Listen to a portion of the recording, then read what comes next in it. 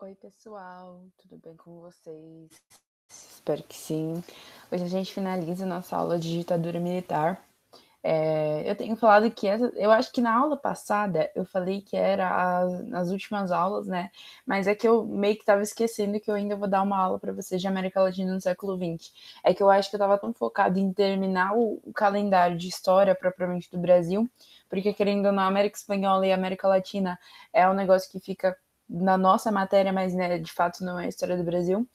E, enfim, essas são as duas aulas que a gente vai finalizar, de fato, a história do Brasil, mas depois a gente ainda tem uma aula de América Latina do século XX, que é muito legal, eu adoro, pelo menos porque é algo novo, assim, tipo, eu não tive muito contato durante o ensino médio, então, sei lá, às vezes é algo muito novo e é impressionante quanto vocês vão ver que eu tô comentando aqui que é um momento extremamente influenciado pela Guerra Fria, que teve total apoio dos Estados Unidos. Eu comentei na aula passada, inclusive, que, se eu não me engano, de 26 estados na América Latina, os Estados Unidos interviu ou tentou intervir em 23.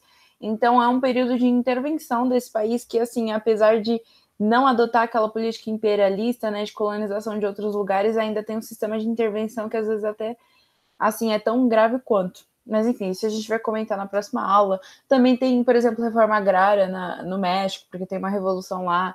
Tem muita coisa legal para comentar sobre a América Latina que a gente acaba deixando de lado às vezes. Mas, enfim, nessa aula a gente vai, né, como eu disse, finalizar a ditadura militar. Então, a gente inicia com o Médici, que é o dono daquele título dos anos de chumbo. Depois a gente vai para o Geisel e o Figueiredo já inicia esse processo de redemocratização. O Geisel também ele já está num momento, um momento de realmente reabertura, ele já vai prometer alguns relaxamentos, como vocês vão ver, e o Médici ele meio que vai ser o auge também da ditadura militar.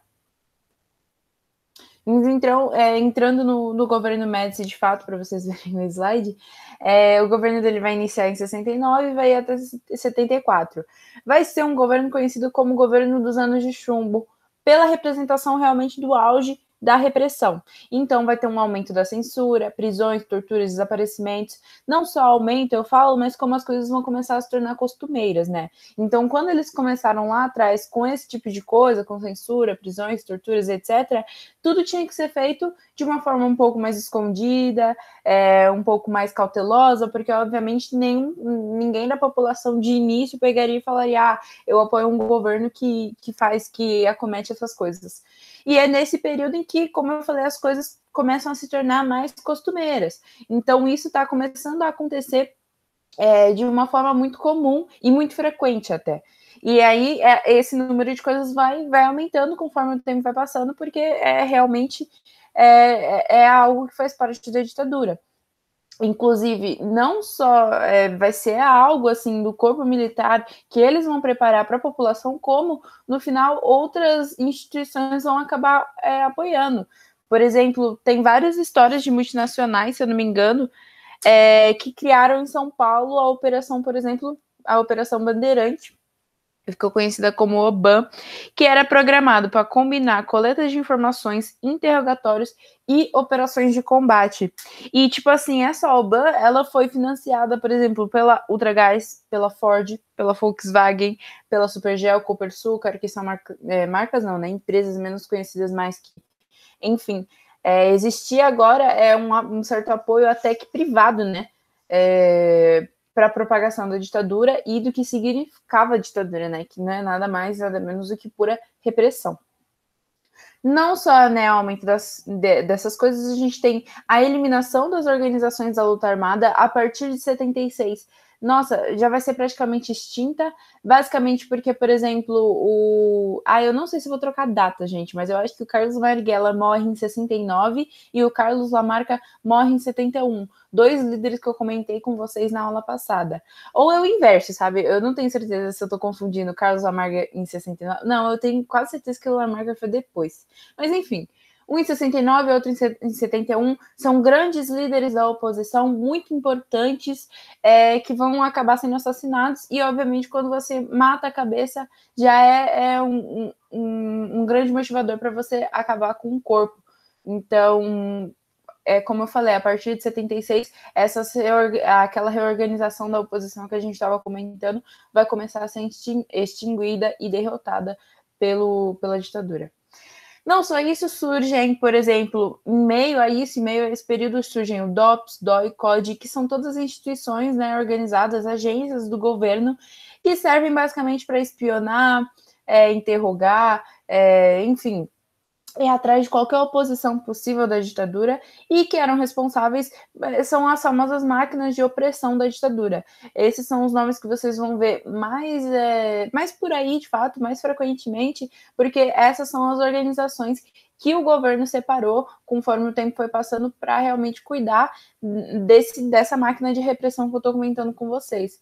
Então, o CODE vai atuar muito junto com o DOI. Se eu não me engano, o DOI tem um funcionamento mais forte dentro dos municípios, o CODE é mais geral, e ainda tem o DOPS ajudando. Então, são tudo, como eu falei, são todas organizações justamente para continuar reprimindo, para, de certa forma, até institucionalizar, burocratizar as censuras, as prisões, as torturas e os desaparecimentos.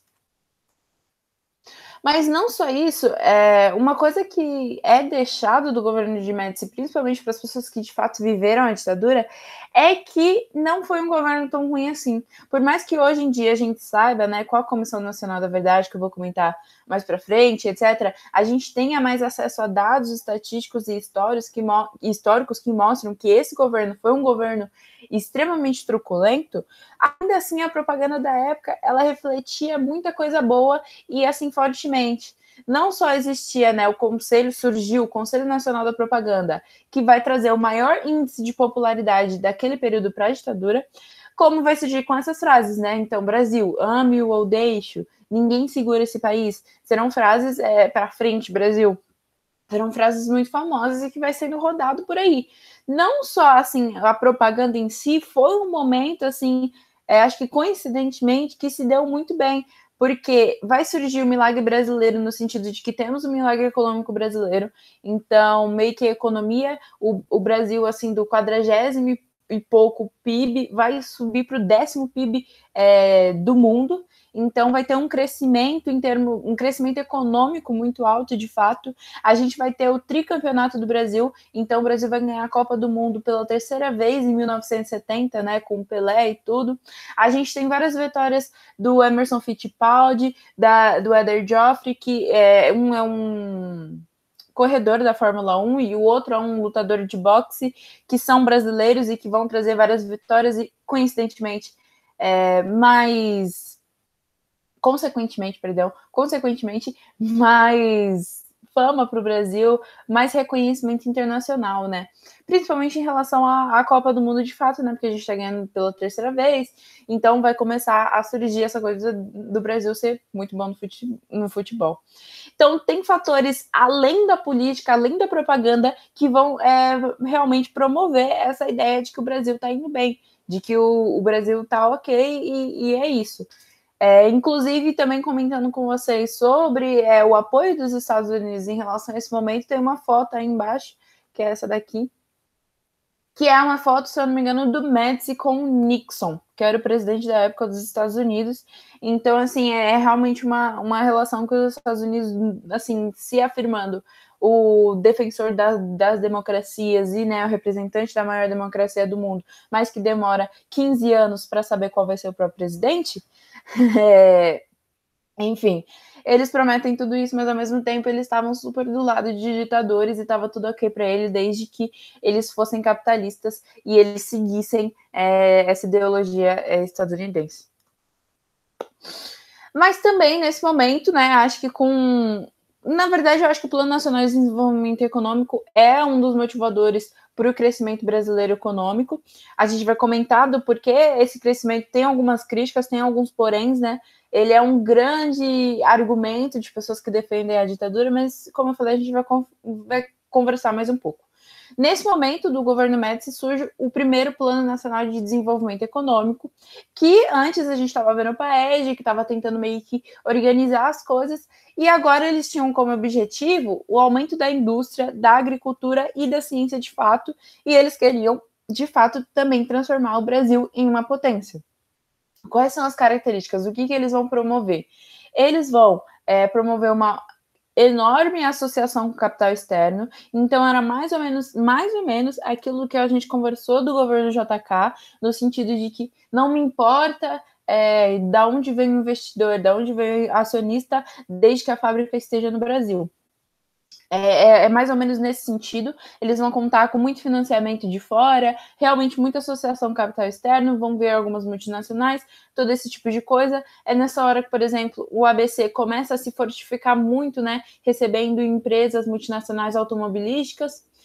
Também tem a expansão do crédito. Então, quando a gente estava vendo na outra aula, né, lá... Ixi, não vou lembrar o nome do presidente. Ai, perdão, gente. Castelo Branco? Acho que no governo Castelo Branco a gente viu uma diminuição do crédito, né, no sentido de que menos empréstimos, menos crédito em geral dentro da sociedade, e agora a gente tem uma expansão do crédito. Porque, assim, gente, quando você quer aumentar a indústria, a agricultura, essas pessoas precisam de algum modo para financiar esse projeto. Não tem como você criar uma indústria do nada só com o dinheiro que você tem, você precisa de um crédito maior. E por isso que muitas vezes vocês vão ver esse atrelamento de eu quero colocar mais indústria aqui, então vamos aumentar o crédito.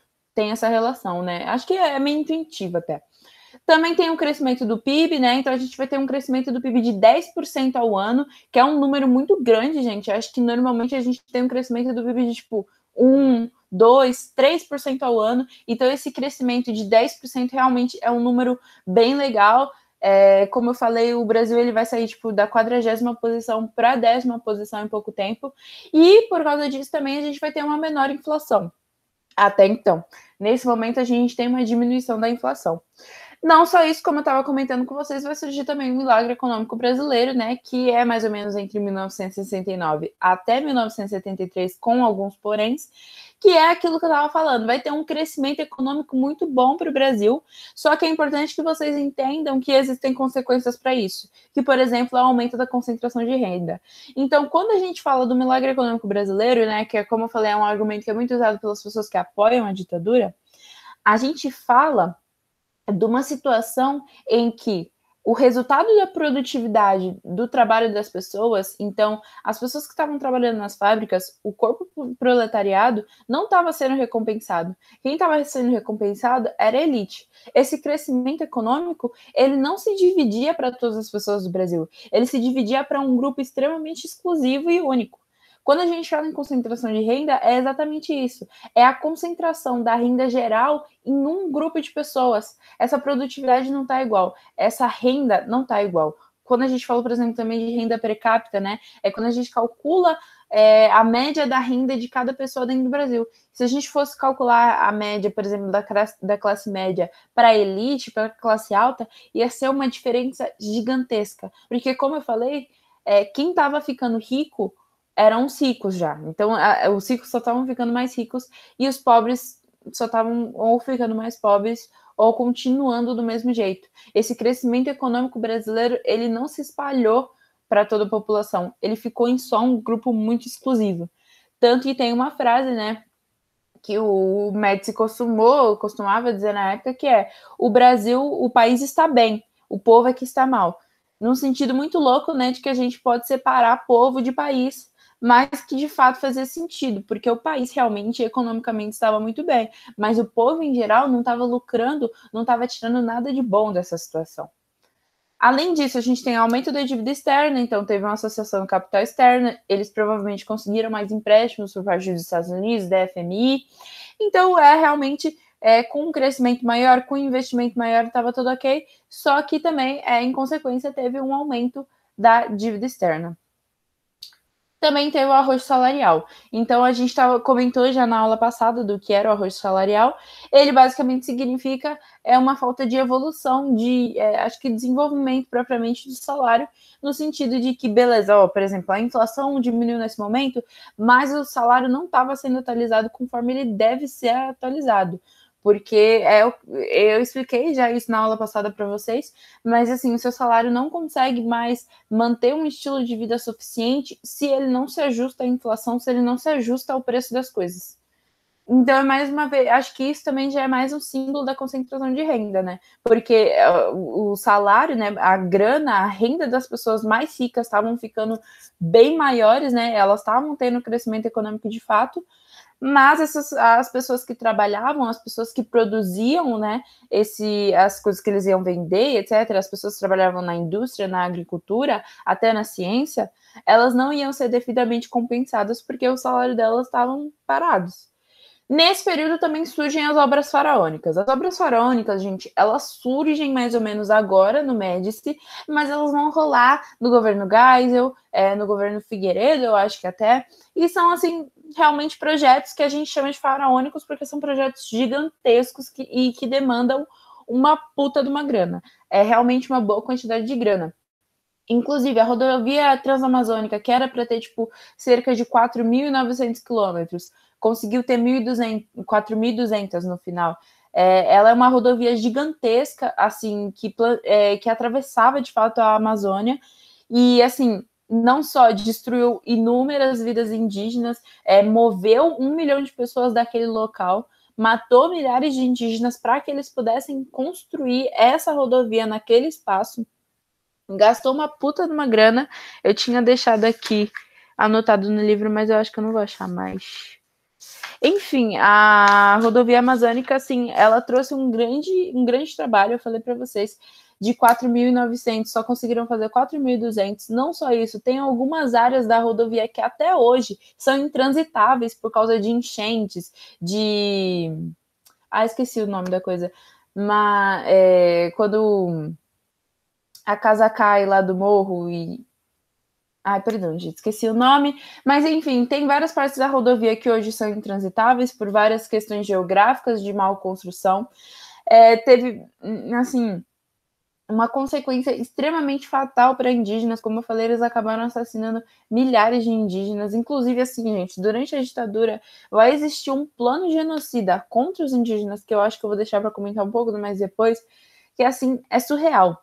É surreal. E a gente só vai descobrir isso um pouco depois com a Comissão Nacional da Verdade. Bom, além da rodovia Transamazônica, que também é uma das responsáveis para que lá em 1980 a inflação no Brasil já aumente para o número assim exorbitante, então já vai para, por exemplo, 200%, porque eles estavam, além da rodovia, né, eu estou citando ela, mas além dela, eles estavam pegando muitos empréstimos de fora para poder realmente bancar essas obras faraônicas. Então, além da rodovia Transamazônica, vai surgir as hidrelétricas de Tucuruí, Balbina e Itapuí, que é a maior do Brasil e uma das maiores do mundo até hoje. A ponte Rio-Niterói, que é uma ponte gigantesca que liga Rio de Janeiro até Niterói.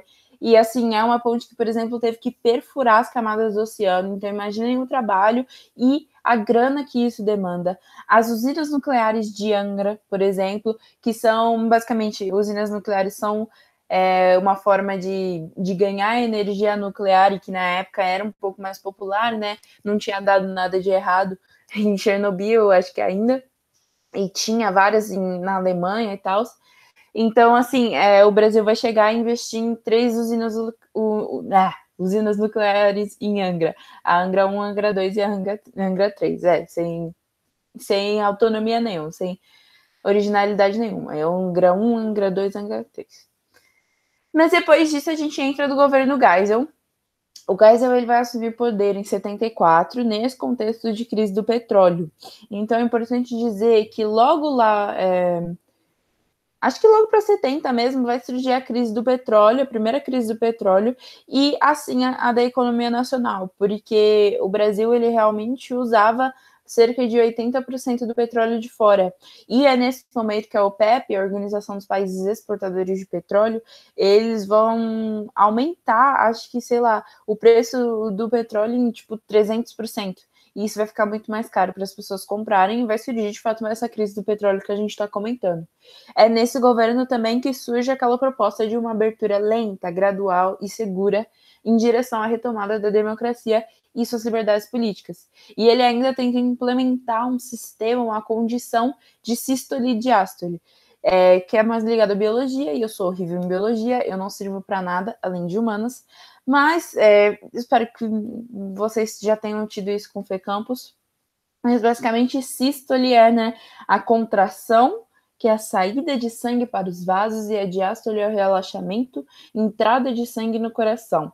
E assim, a sístole dentro da história, né, e no governo Geisel, ela significava realmente uma contração. Então é um período de contração de não tanta distensão política. Quando a gente fala de distensão política, é uma abertura. Então, assim, de coisas difíceis, de repressão. Então, tem o pacote de abril de 1977, por exemplo, que vai surgir, se eu não me engano, vai fechar congresso e tudo, e a gente tem a diástole, que já é um período mais de relaxamento, que é, por exemplo, o surgimento do projeto de anistia, quando eles vão começar a desenvolver um projeto para desexilar, não sei se esse termo existe, mas, enfim, voltar com os exilados, libertar os presos políticos, todos os opositores da ditadura. Então, esse é um momento em que vocês vão ver realmente várias contrações, vários retrocessos até, eu diria, e também várias diástoles, que são aberturas pequenas.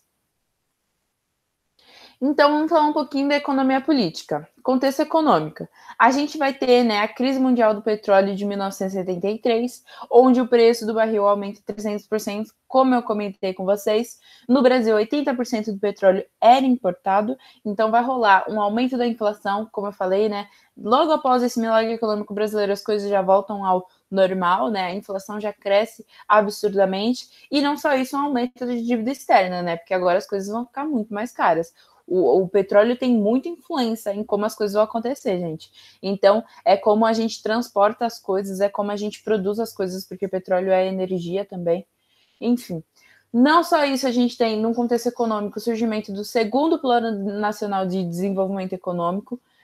Os objetivos eram diminuir a dependência com o petróleo, justamente, né? Porque eles viram que, querendo ou não, a crise mundial do petróleo surgiu de um dia para o outro, em que o OPEP cansou de ser tratado daquele modo, né, de ser explorado daquele modo, e aumentou o preço do barril, porque eles têm um controle para isso. E eles tentaram, né, e obviamente o Brasil tentou diminuir a dependência do petróleo, com o petróleo, e aumentar a produção de energia em geral. Então é por isso, gente, que eu tô falando que aquelas obras faraônicas, elas vão surgindo conforme o tempo vai passando. Eu coloquei lá como exemplo, mas era para listar elas, mas nem todas são do governo Médici. Então, por exemplo, as hidrelétricas Itaipu e Marimbondo, elas vão surgir nesse período do Brasil tentando aumentar a produção de energia e diminuindo a dependência com petróleo.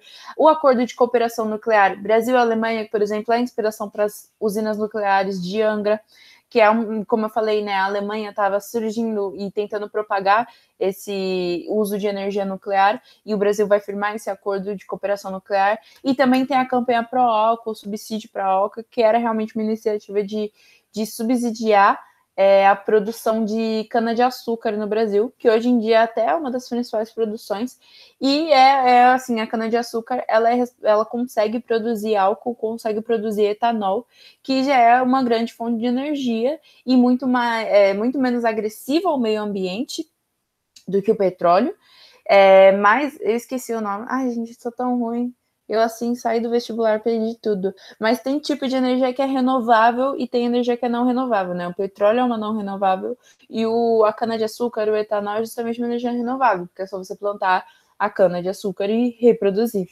Então, o Brasil vai já iniciar esse programa de subsidiação da produção de cana-de-açúcar. Na política, a gente tem o surgimento, a explosão do caso Herzog, que é um caso que eu comentei na aula passada com vocês em 1975. Herzog era um jornalista, ele volta para o Brasil, ele tinha saído até ele tinha ido para a Europa, e nesse momento ele volta para o Brasil, ele vira secretário da TV Cultura lá, ele trabalha lá, e ele tinha algumas ligações, se eu não me engano, com partidos comunistas, assim, tudo na ilegalidade, tudo escondido.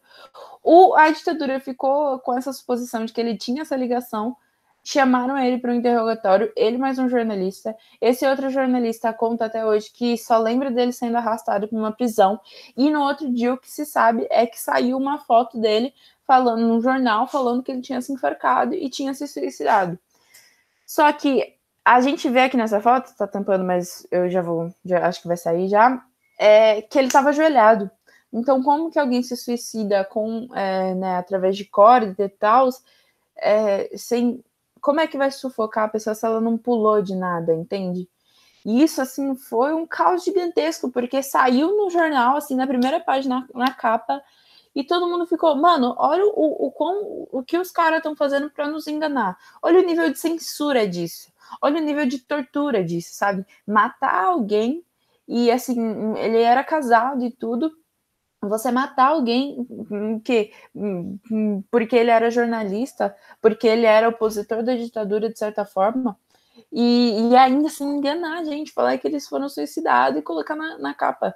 Então isso foi um bagulho, tipo assim, extremamente forte, comoveu toda a sociedade, não só a sociedade, como jornalistas, como a gente viu naquela questão, por exemplo, e que vai demandar uma investigação, vai demandar a elucidação dos fatos, como a gente estava comentando na aula passada.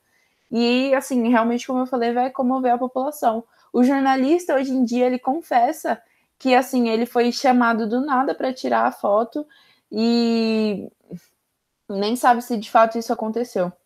E isso vai sendo esclarecido conforme o tempo vai passando.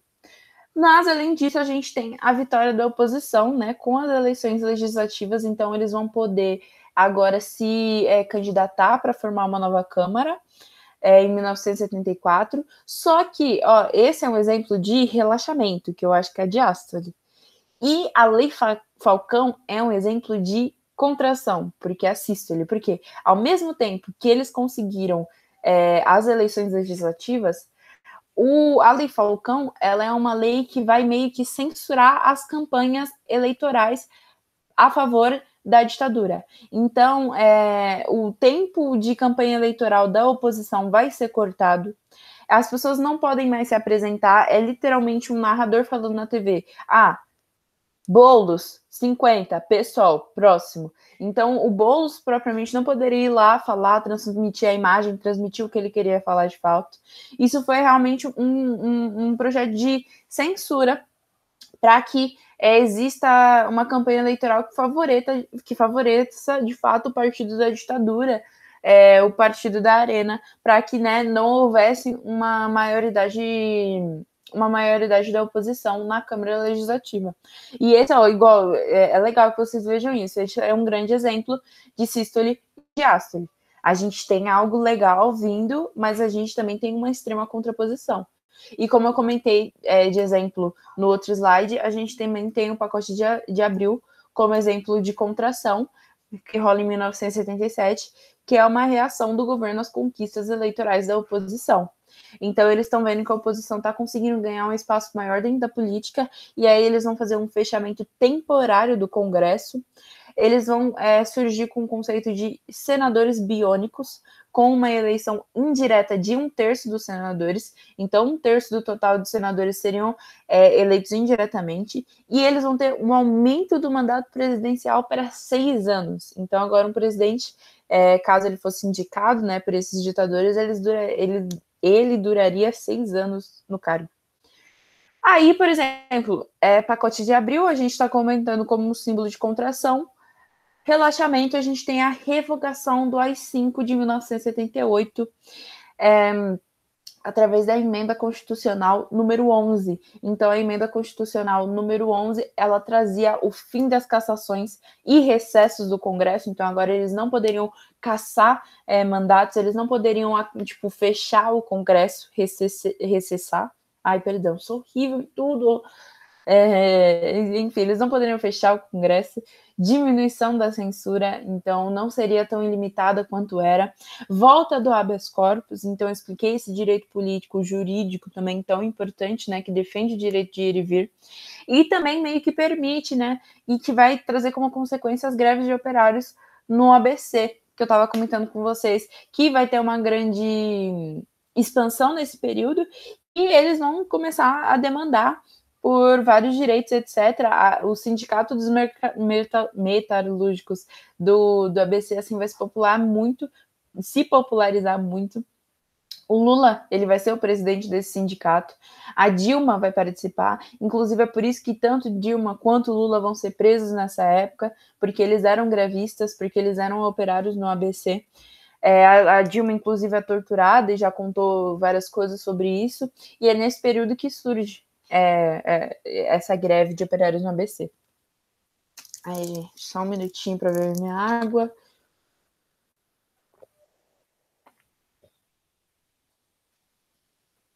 Agora a gente já vai para o governo Figueiredo, de 1979 até 1985, né? Um governo de 6 anos.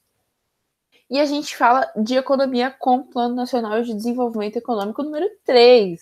Então, né, tentando e tentando. Esse plano é desenvolvido pelo Delfim Neto, que era ministro do Planejamento na época, mas já foi ministro da Fazenda. O objetivo era basicamente diminuir as despesas e a inflação. Então eles queriam controlar, né? Conseguiram fazer várias coisas mais. Agora o objetivo era controlar as despesas e inflação.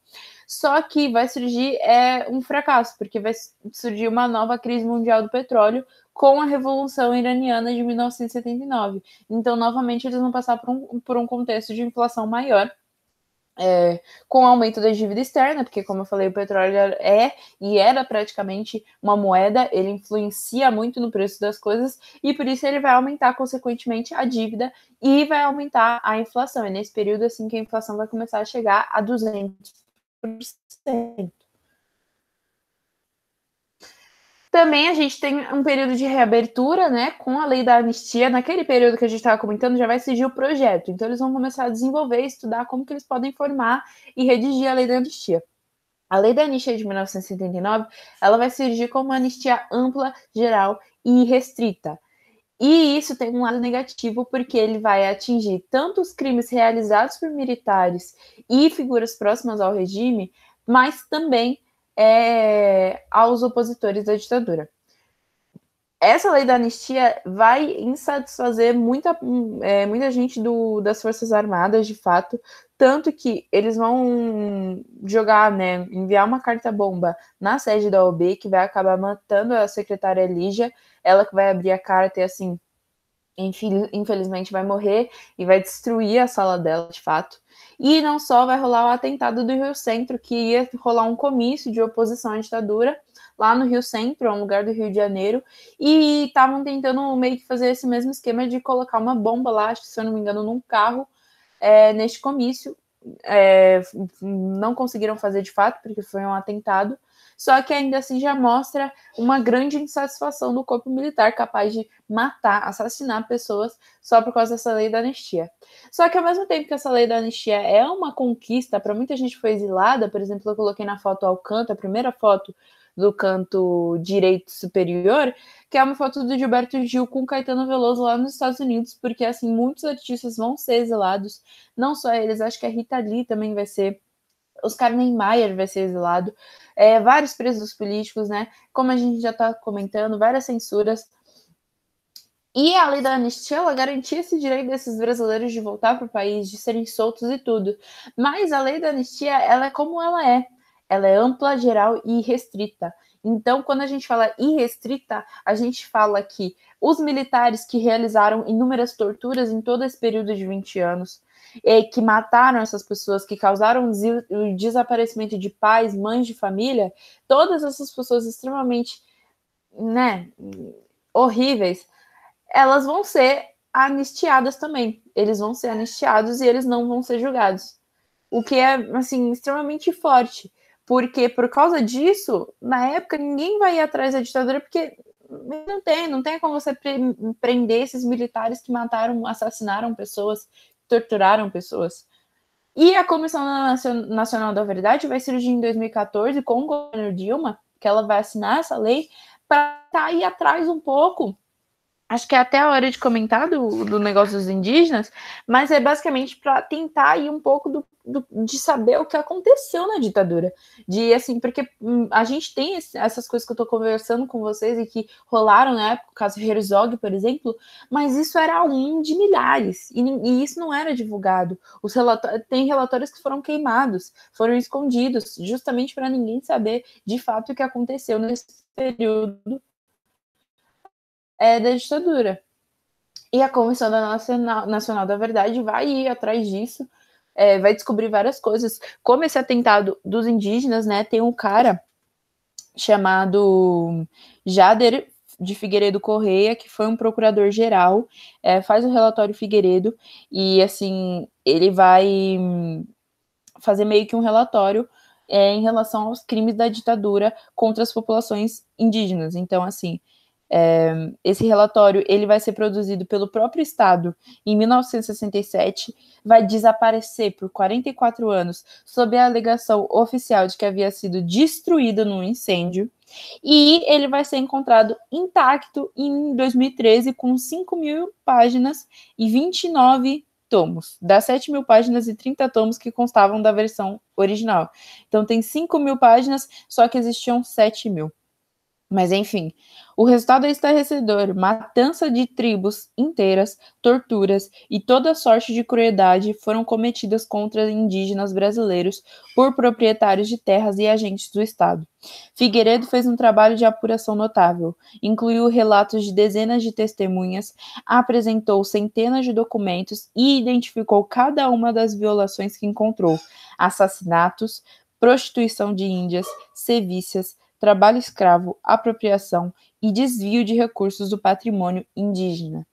Seu relatório denuncia e comprova a existência de caçadas humanas, feitas com metralhadoras e dinamites, atiradas de aviões, inoculações propositais de varíola. Então, tipo, a gente está voltando à época da colonização, quando os portugueses traziam roupa contaminada e davam para os índios em troca de pau-brasil. Mas, enfim, inoculações propositais de varíola em populações indígenas isoladas e doações de açúcar misturados à estrictina.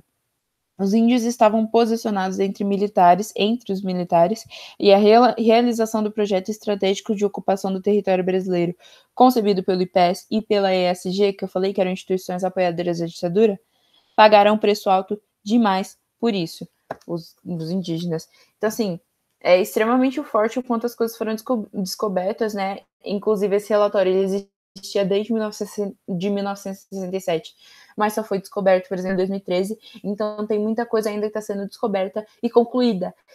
E essas pessoas que a gente viu que assassinaram tribos indígenas, que deram venenos, que inocularam varíola, elas não podem nem ser julgadas por isso, elas não podem ser nem caçadas por isso, elas andam livres por aí, porque existe essa lei da anistia ampla, geral e restrita.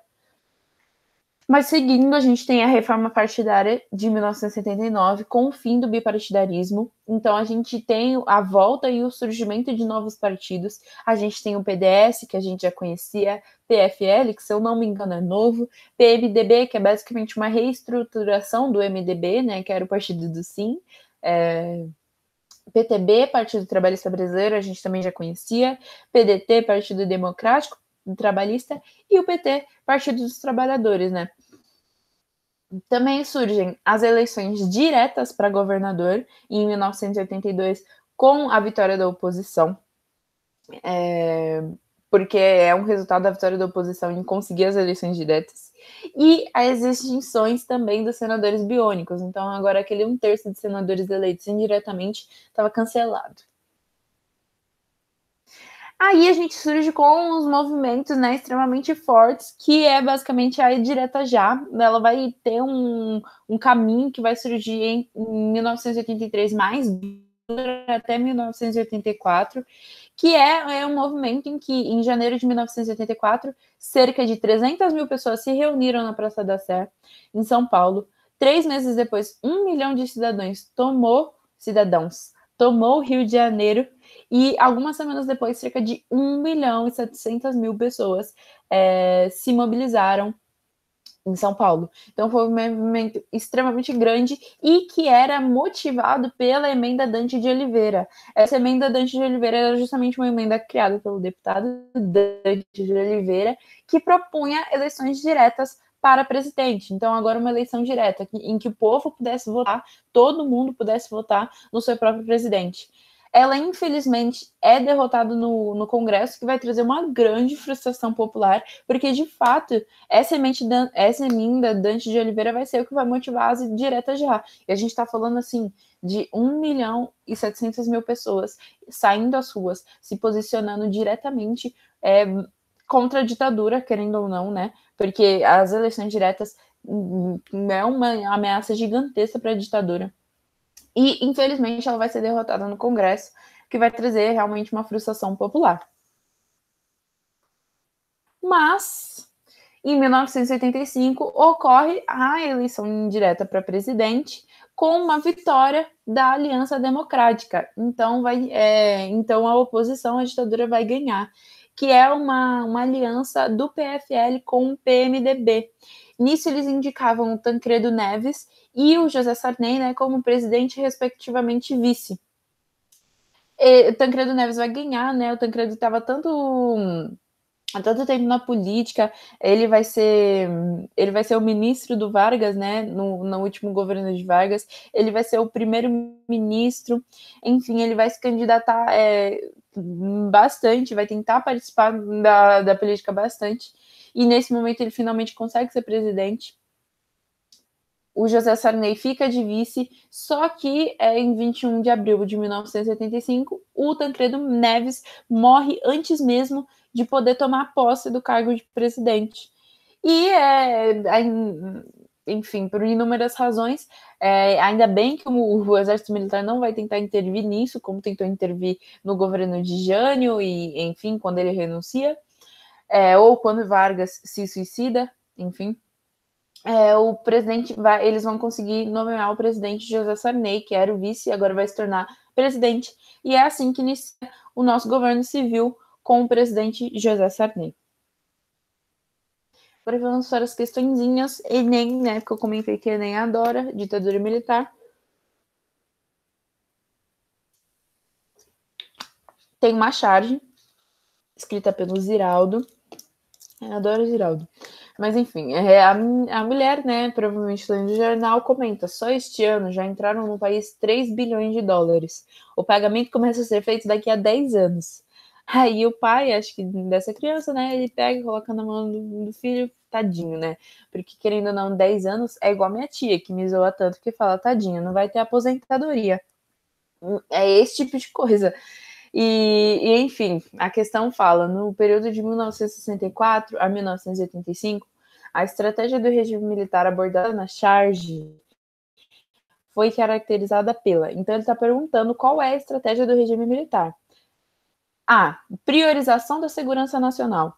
Ele está perguntando de uma estratégia que foi abordada na charge.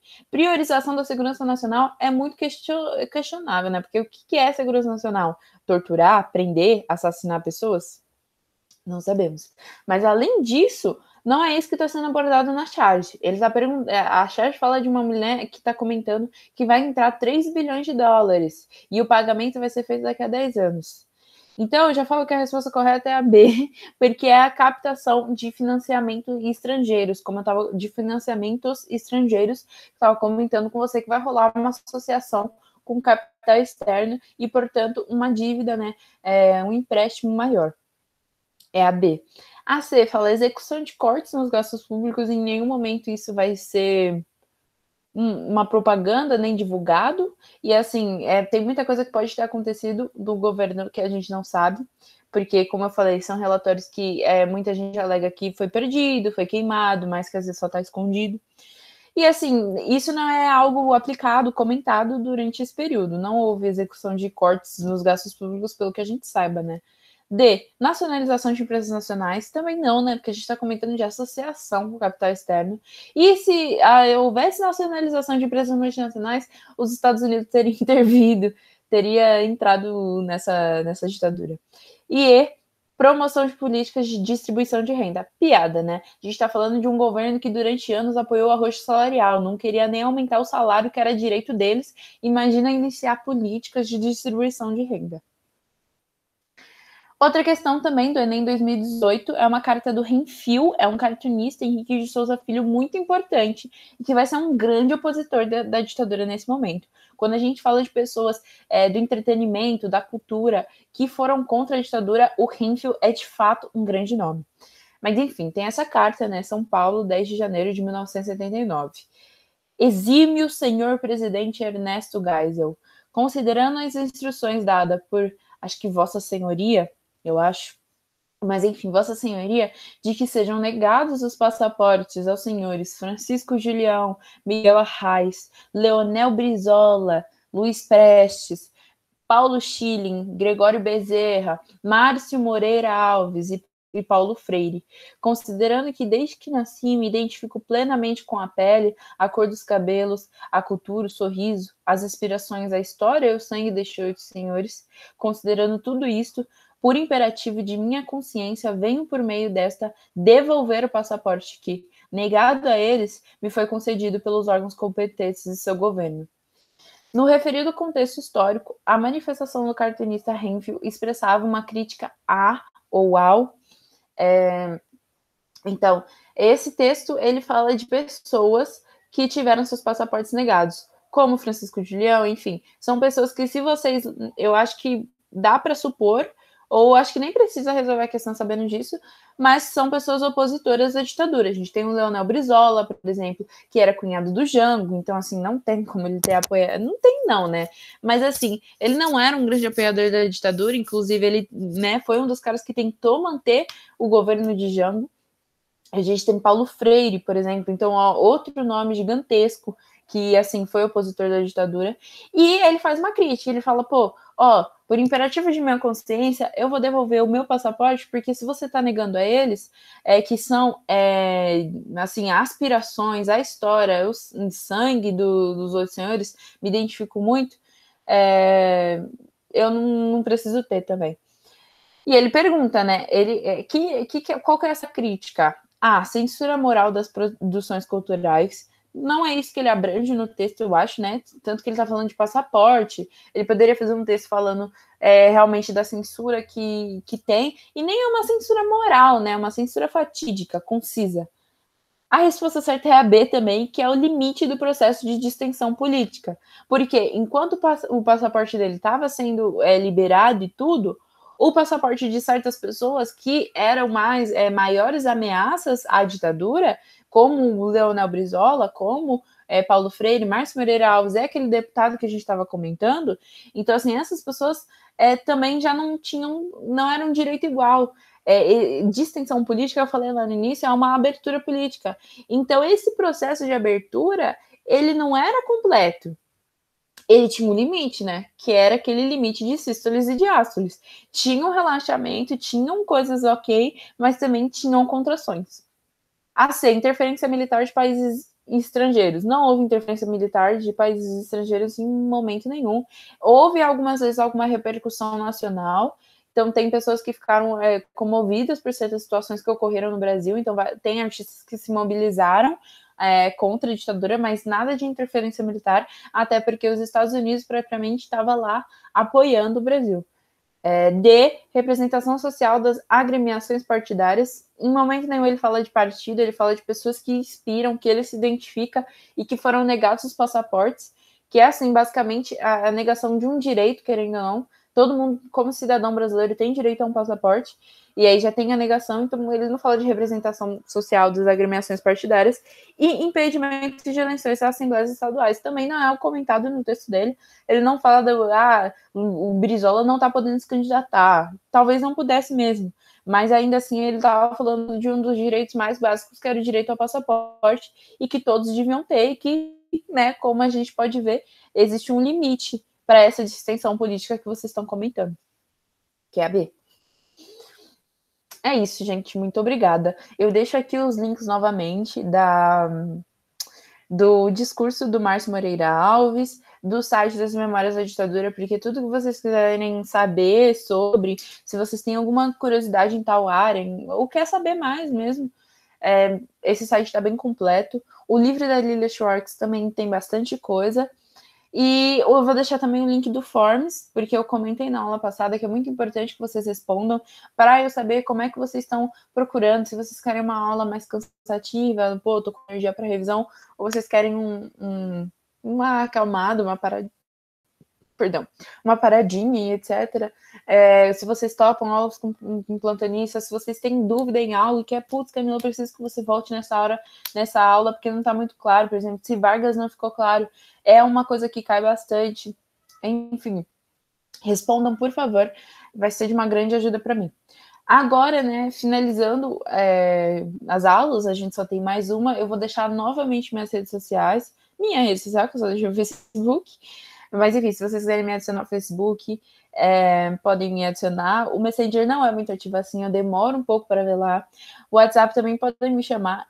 Confesso que estou um pouco ocupada com provas, a gente está agora no fim do semestre e tem vários trabalhos, provas, outros projetos, né, fora, em relação às outras extensões, que eu tô me ocupando um pouco, então eu não vou falar que vocês mandam uma mensagem e vou responder na hora, mas eu prometo que eu respondo. Com todas as pessoas que eu já conversei, eu respondo. Então, assim, respondo, posso demorar, assim, umas 2, 3 horas, posso responder no outro dia? Posso, mas eu prometo que eu respondo, e eu sempre tenho, assim, gente, quando eu demoro para responder, vou até fazer uma palestrinha aqui, quando eu demoro para responder, é porque eu sei que a dúvida de vocês é muito importante, então não adianta eu só responder, você tá certo, não, não é assim, é assim, eu quero realmente ter um momento para parar e pensar na sua dúvida e esclarecer tudo ao redor.